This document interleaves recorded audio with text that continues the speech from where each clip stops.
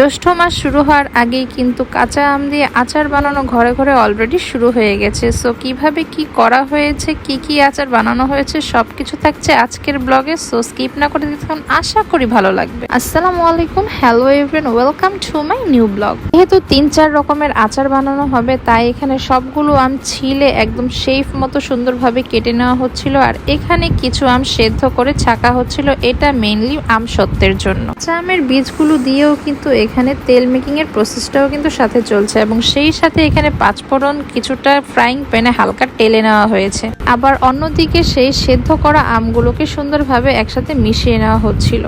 ঝাল মিষ্টি ছাড়া কিন্তু আমের আচার একদমই জমে না, তাই সব শুকনো মশলাগুলো এখানে গুঁড়ো করে নেওয়া হচ্ছিল। কিছু প্রবলেম ইস্যুর জন্য নেক্সট ভিডিওগুলো আমার কাছে নেই। মশলার সাথে আমসত্ত্ব কিছুটা জাল দিয়ে নিয়ে বড় চালনি প্লেটে রোদে শুকানোর জন্য দেওয়া হয়েছে। কালারটা দেখুন এতটা সুন্দর এসেছে। আর এটা হচ্ছে টক ঝাল মিষ্টি আচার, আর এটা হচ্ছে ঝুরি আচার। এই আচারটা একদম শুকিয়ে গেলে আমরা পোলাও, খিচুড়ি, পোয়া এবং মুড়ির সাথেও এটা খেয়ে থাকি, খুবই মজা লাগে।